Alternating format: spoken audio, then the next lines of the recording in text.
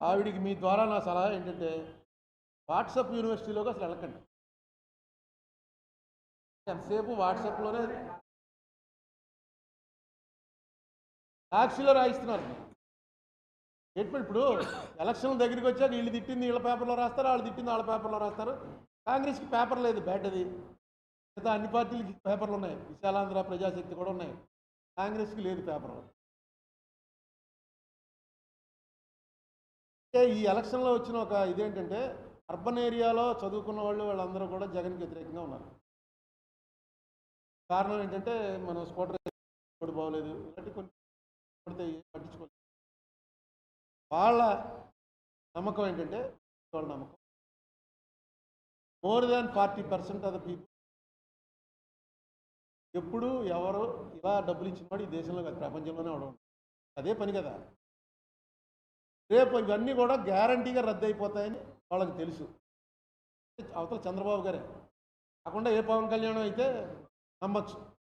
అవతల వస్తున్నది చంద్రబాబు గారు కాబట్టి ఆయన హిస్టరీ తెలుసు కాబట్టి ఆయన వస్తే డెఫినెట్గా రద్దు చేస్తాడు అని ఒక ఆయన మళ్ళీ ఏం చేశాడు, వీళ్ళకన్నా ఎక్కువ పెట్టాడు మేనిఫెస్టో.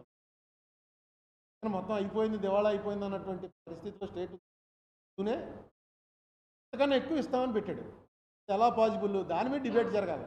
ఎంతసేపు నువ్వేదవంటే నువ్వేదవని అనుకుంటున్నారు. కానీ ఆ పార్టీ వాళ్ళు ఈ పార్టీ వాళ్ళు ముఖ్యులు ఎవరైనా వస్తే నాకు నేను దాంట్లో అది మీ పని నేను చేస్తాను. అని ఏమంటారు, కాదు మోడరేటా, రోజు కూర్చుని పెట్టి చేస్తుంటారు యాంకరింగ్. యాంకర్కి ఏంటి తెలుగు? మాటలు కాదు. రాజమండ్రిలోనే నేను ఆహ్వానిస్తున్నాను టీడీపీని, వైసీపీ అధికారికంగా మీ సమన్వయకర్తలు కాదు, మీ స్పోక్స్మెన్ అధికారికంగా రావాలి. గొడవ నేను స్పోక్స్మెన్ అని వస్తే కాదు, నేను చేస్తాను. నేను కూర్చుని ఇక్కడే పెడదాం, ఇక్కడ కూడా కూర్చుంటారు. నేను నా ఎలక్షనే ప్రిడిక్ట్ చేయలేదు ఎప్పుడు,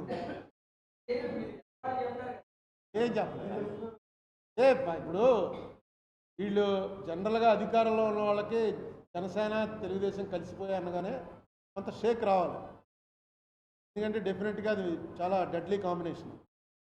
కానీ చూస్తుంటే వాళ్ళు ఏం షేక్ అవుతున్నట్టు నాకు కనపట్లే. వాళ్ళు ఎవరినైనా అందులో పెద్దవాళ్ళని అడిగితే వాళ్ళు ఏమన్నారంటే, నువ్వు ఒకసారి పల్లెటూరుకి వెళ్ళి చూడుగురు, రాజమండ్రిలో కూర్చుని కబుర్లు చెప్పడం కాదు అంటున్నారు.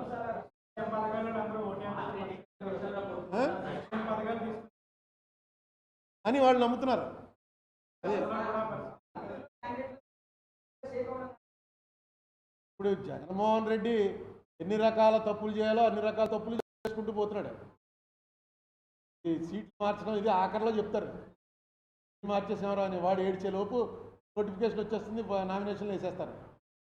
ఇప్పుడు 2 నెలల ముందే మొన్న ఒక ఎమ్మెల్యేకి ఆవిడ ఎమ్మెల్సీకి ఓటేయడానికి వెళ్తుంటే పిలిచి చెప్పారు, నీకు టికెట్ లేదని. ఆవిడ వెళ్ళి వ్యతిరేకంగా ఓటేసింది, ఎమ్మెల్సీ ఓడిపోయారుగా.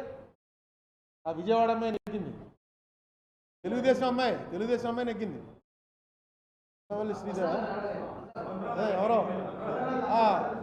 అదే ఆ ఓటు ఎవరైనా ఓటేసి వచ్చాక చెప్తే అర్థం ఉంది. అలాగే ఇప్పుడు చాలా సీట్లు మీకు సీట్లు లేవని చెప్పేశారు. వీళ్ళందరూ రేపు ఏం చేస్తారు, రాజ్యసభ ఎలక్షన్లో ఇంకోటి ఎలక్షన్ సీక్రెట్ పోల్ కాదు, చూపించేయాలి. ఇక్కడ ఓటు వాళ్ళు ఎవరైతే పార్టీ ఏజెంట్ అక్కడ నిలబడి ఉంటాడో ఆ పార్టీ ఏజెంట్కి చూపించాలి. అంతవరకే ఉంది.